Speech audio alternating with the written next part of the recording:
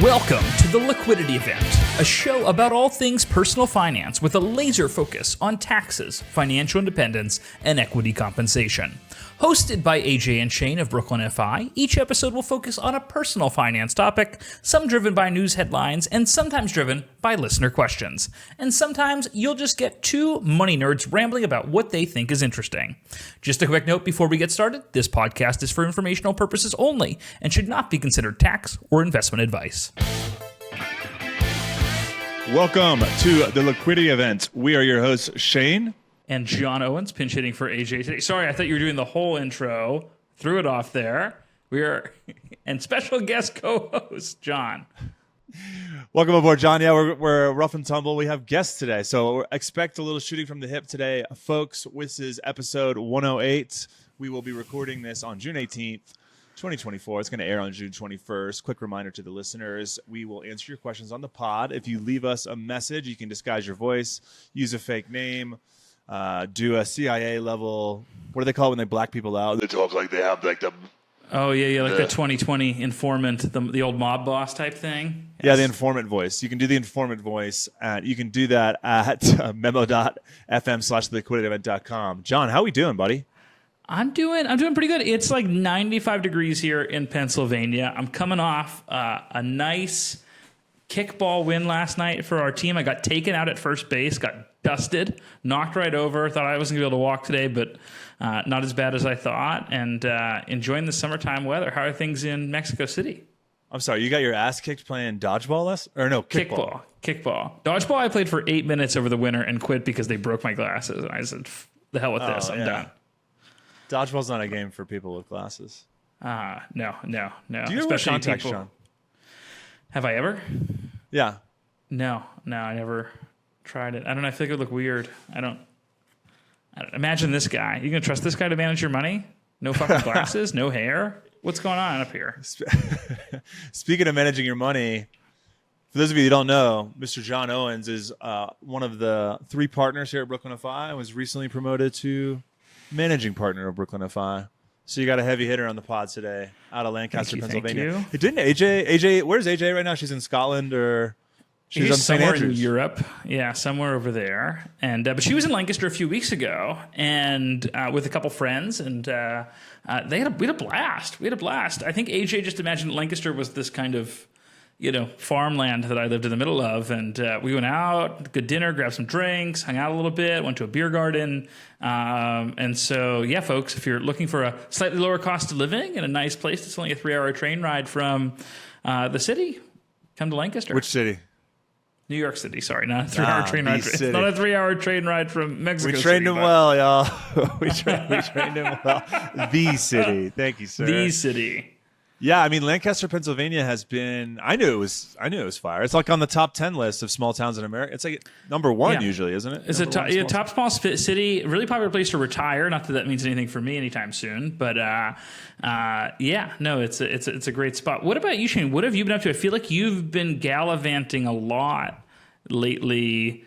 L.A., Houston, Mexico City, Vegas. What the hell's going on? When I travel, it's gallivanting. Yes. There's a subtle difference between traveling and gallivanting. Yes, AJ's traveling, Shane's gallivanting. Yeah. Around. She's married and I'm not, right? Single boys on the pod. What's up, y'all? By the way, John is a managing partner of a large RIA. He's 30. He's single. Ladies. Lives in the number 1 small town in America. My DMs are already blowing up. Blowing up, Shane. Explosion. What John TFO, by the way, is the Instagram for those that want to know. John the fuck Owens. That's not what it actually stands for, though, right? Timothy Francis, my very Catholic middle names. Catholic there boy. we are. Anyway, Shane, back to you. What have you been up to lately?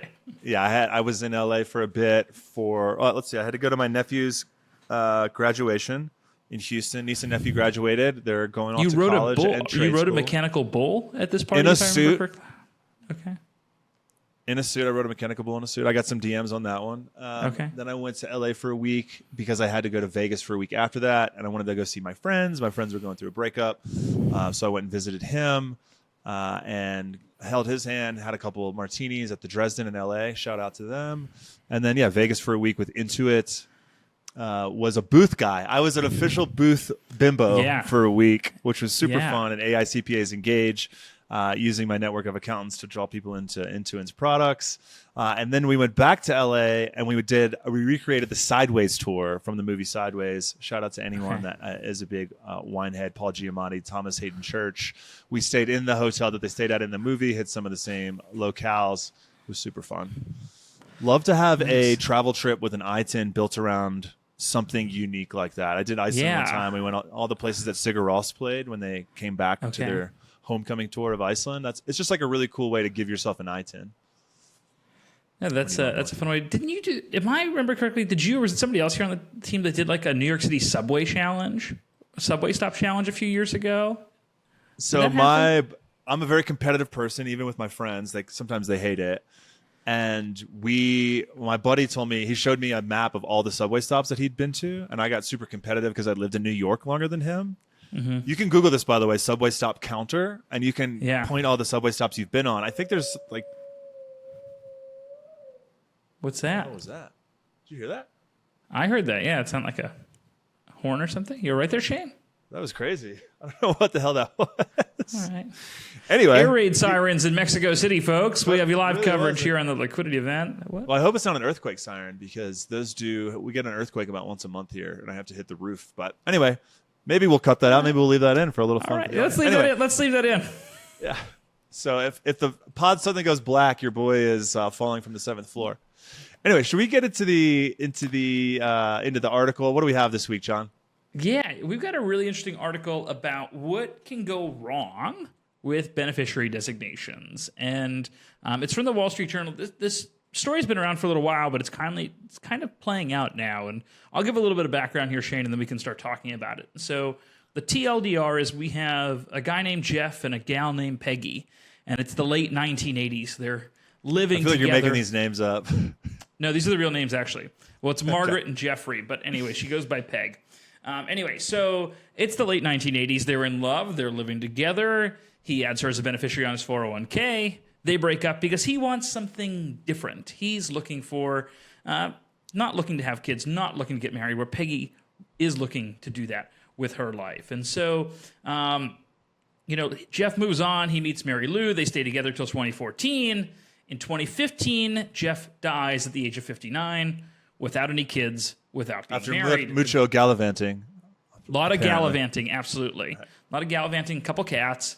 And he never updated his retirement account beneficiary from 1987 when he put Peggy on it. And so we are in a situation where Peggy is still listed on his 401k. He died in 2015, and we're still fighting over where this money should go. And so that's kind of the backstory. We've got some more details. We'll work our way in here as we chat. But Shane, what's your kind of first take on this article and this situation?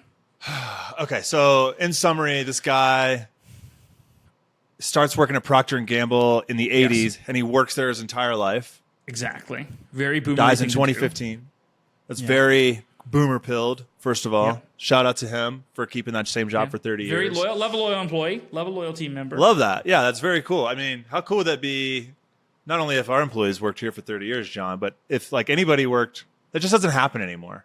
Yeah, and I get it. Like you get, most people get a pay bump when they move, the loyalty, all of the protections of the 1960s and 70s and 80s. A lot of those have been stripped away this is an example here. This is an example of the changing of our society from what it used to be, where you would get a pension and you would stick to a company for 30 years and other people took care of your retirement.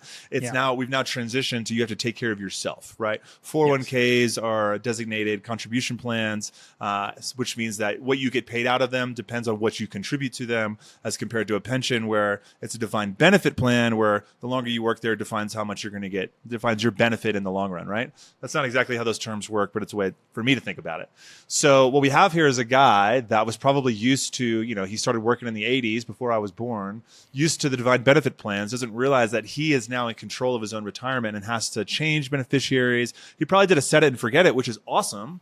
And I'm reading into this, and this guy doesn't have much else in terms of assets when it comes to It's really just retirement death. money, which is very stereotypical of somebody who's, if he were still alive, he'd be in his mid to late 60s. Basically, he has his 401k account, a little bit of cash savings, and whatever his house was worth.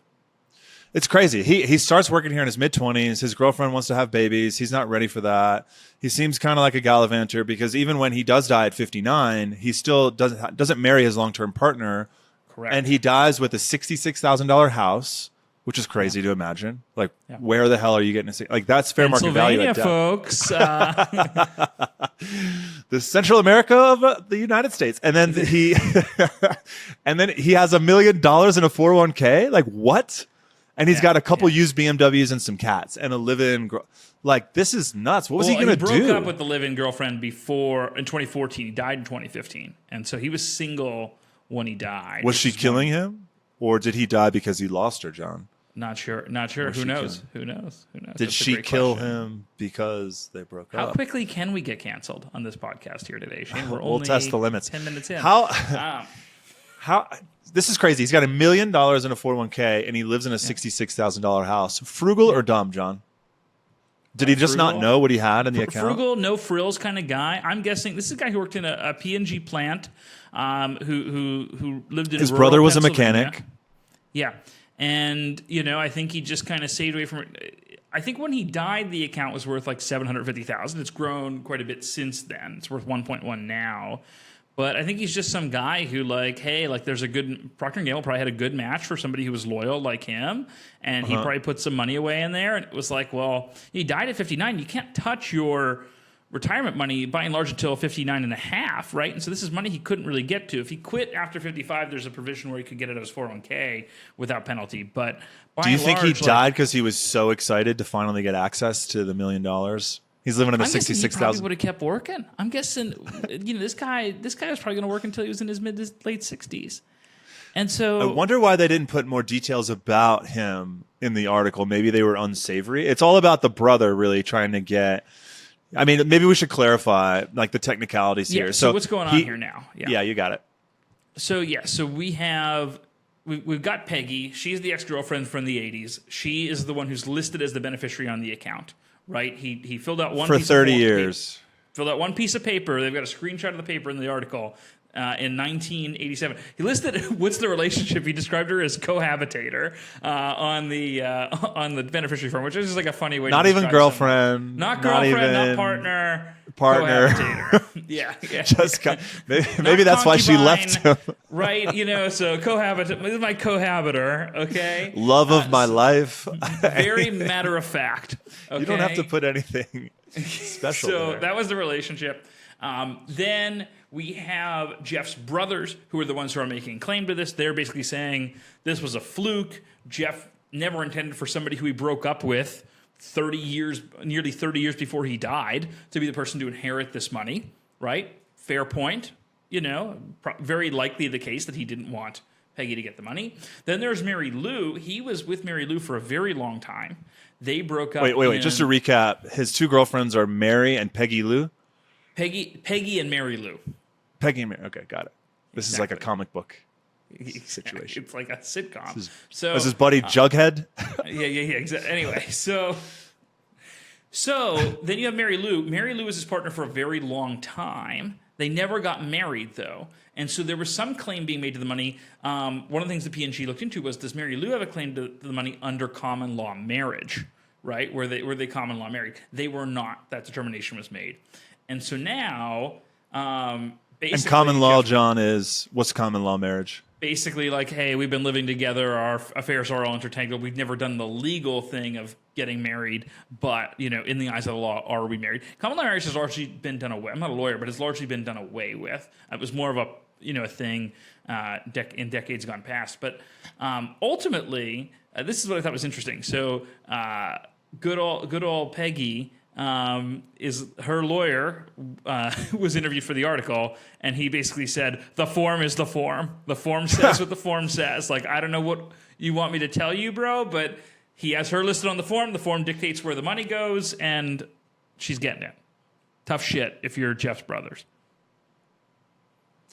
Yeah, this is really sad. I mean, essentially, this guy thought his retirement was taken care of. It doesn't say how he died or how quickly he died or anything like that. It said he died at home. It seems like it didn't seem like he was ill. I feel like if you were, you would be quick to review your beneficiaries on your accounts and double check that sort of thing, right? That's fairly common because he didn't have a will. A bad diagnosis. Yeah, he didn't have a will, but even if he did, the beneficiary form overrides would override it. Yeah. Which is so crazy because this happens a lot. We see this in the financial planning space. A lot of estate planning nightmares.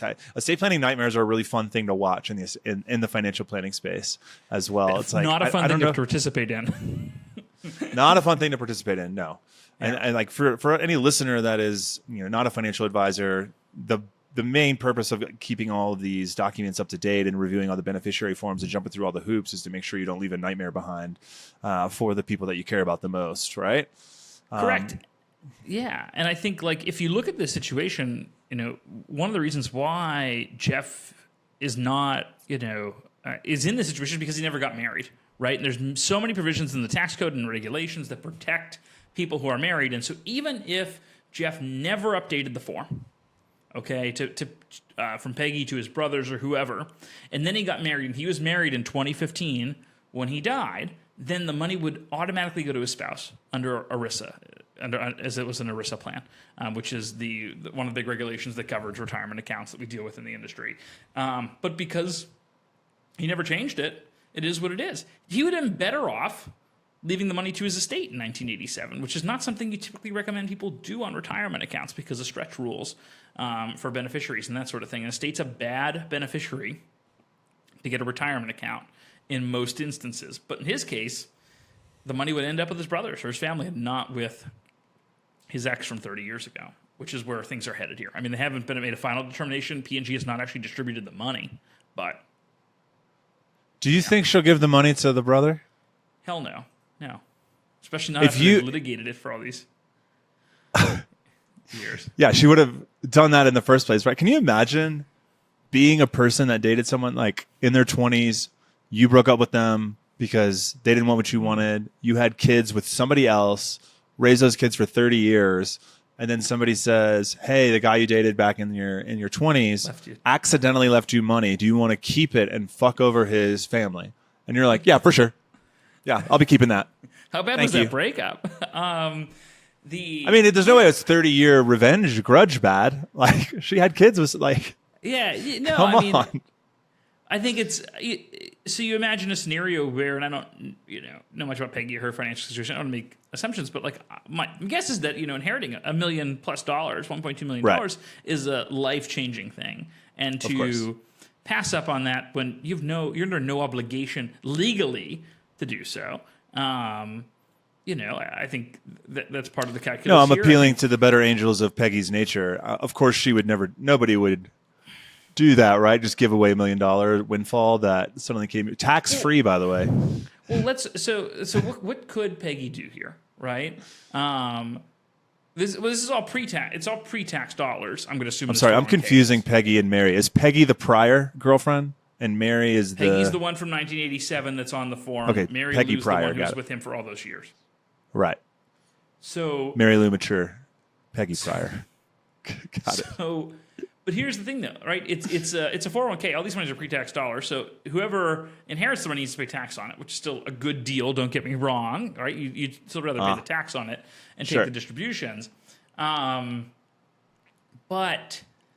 so how would she be able to give the money to the brothers? And I think the only way that she'd be able to give the money to the brothers in a way that doesn't result in any taxable income to her, it would be through disclaiming.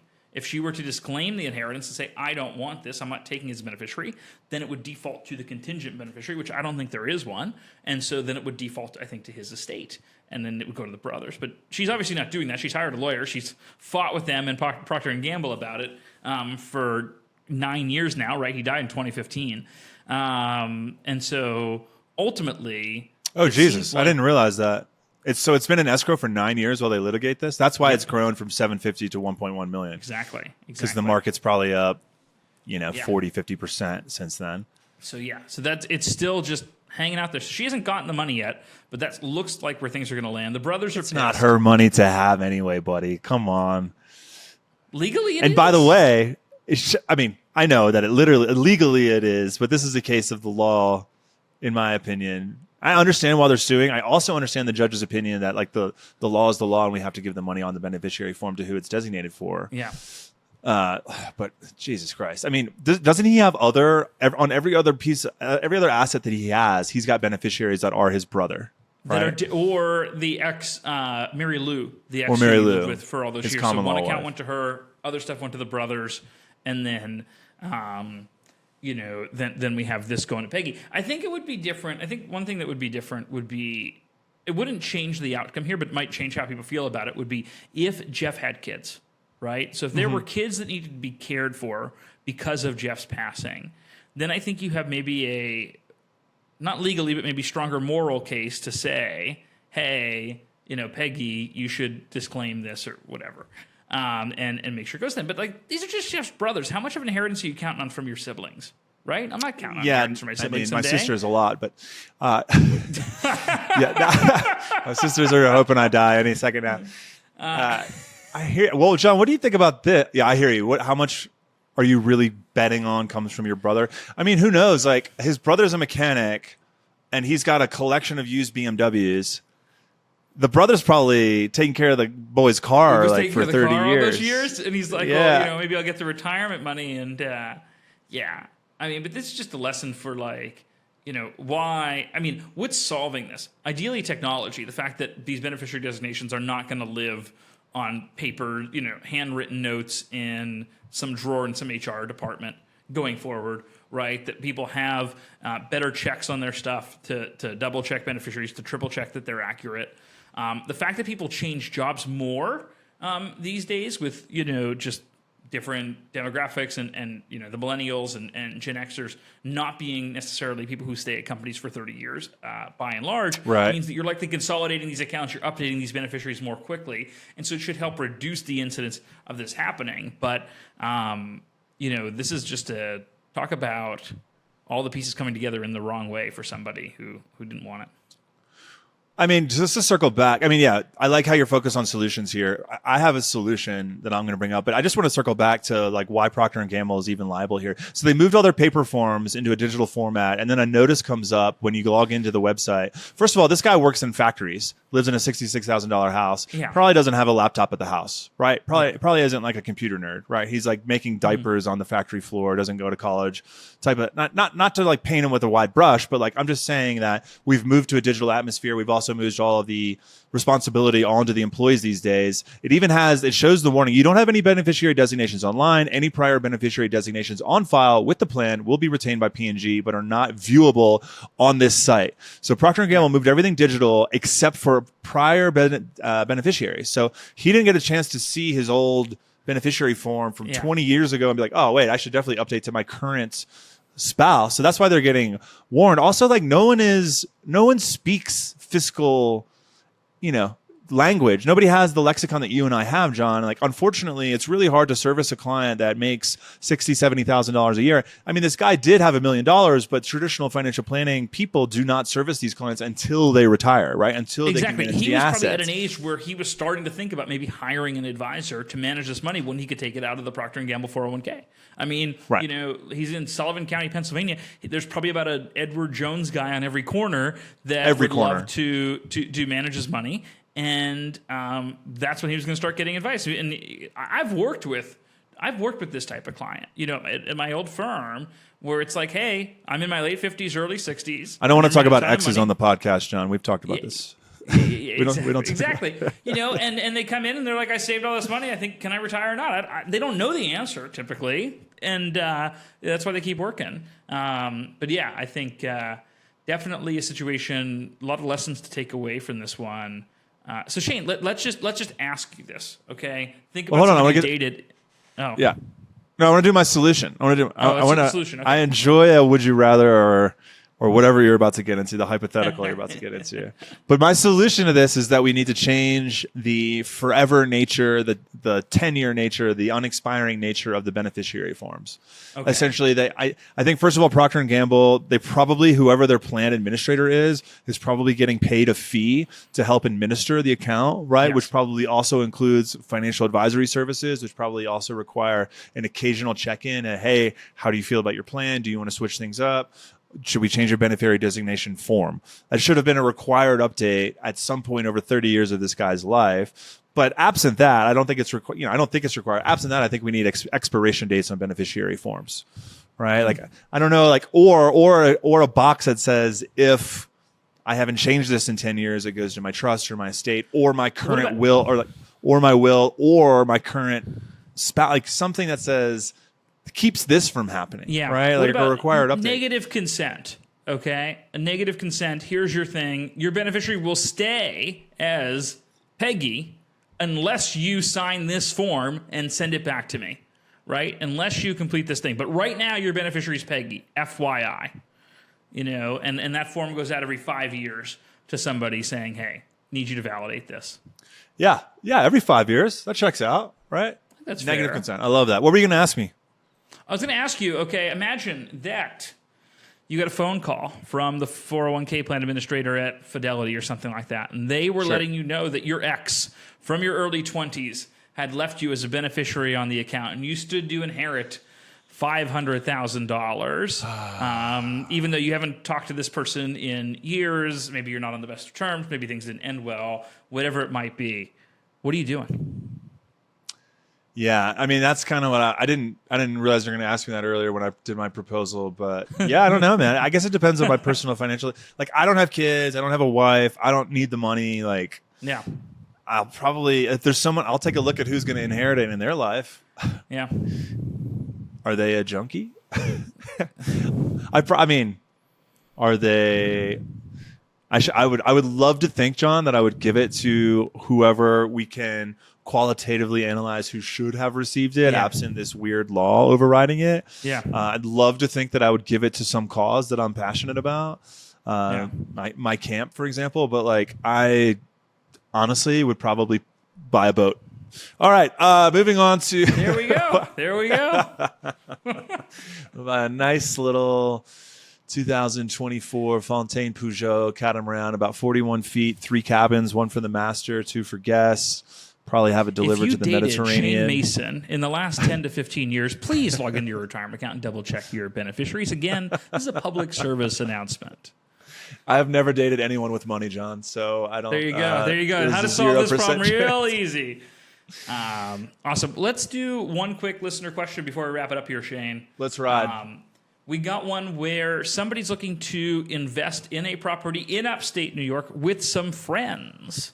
Should they get an LLC? Should they get a trust? What should your agreement say? Is this even a good idea at all? Second home upstate with your friends. What say you? I think it's a horrible idea, personally. First of all, I think that there are better investments to make. Just the S&P 500, first of all. Second of all, real estate is a pain in the ass to handle. It is a part-time job. So would you start a business with these people that you are cohabitating with? Cohabitators. Throwback to Peggy prior. Dun, dun, dun. Yeah. And then what happens if the value of the house goes down? You've now brought money into your friendship with a loss situation. You're not even borrowing. You're just straight up losing money with your friends. I get why you'd want to do it, because especially in New York or California, it's very difficult to get a mortgage. Millennials are the generation with the highest average buying age when it comes to buying your first house. So people that want to own real estate. There was also the survey that came out about what people think the best paying investment is, and 40% of people said real estate, and only 10% of people said investments in the stock market, which is problematic and troublesome because the stock market performs so much better than real estate. But it's so much easier to understand something that you bought for 100, you hold for 20 years, and you sell for 250. That feels like a great gain. You also and get people to use it. You associate get to touch it. real estate with wealth and wealthy people, and so I think there's this assumption of Yes. that's a good investment. You can't invite people over to your portfolio, unfortunately. You can invite them over to your condo. You can invite us over to your portfolio. We're happy to check it out. And yes, exactly. Do differently for you. Come kick the tires on your portfolio. Brooklyn of Fi is here to do that. But what's your take? Well, yes, I agree with you 100%. Think it's a bad idea. I think it's a dangerous thing to do. I think the other piece is hey, what if the property value doesn't go down? What if the property value goes up a little bit over time and you really enjoy the house and you're not fighting with your friends? Oh, but guess what? You just got caught up in the latest round of layoffs. And now you can't make your half of the monthly mortgage payment, or you can't do your half of the maintenance cost, or the HOA fees, or whatever it is, right? Oh, you're suddenly getting divorced. And now this house is caught up in that. So now your divorce involves not only your spouse, not only your kids maybe, but your friends are now a party to it because this property needs to get divided up. It seems like a lot of hassle, a lot of cost, a lot of risk to both friendship and financially. My advice would be take the money, rent the Airbnb upstate for whenever you want to do it, invest the difference in your portfolio. If you are hell-bent on going down this route, get a good lawyer involved to draft up an agreement that accounts for all these fun little contingencies, so that it's all agreed to upfront when everybody's friends and everybody's happy and everybody has the money to pay for it, so that you don't have to fight about it later.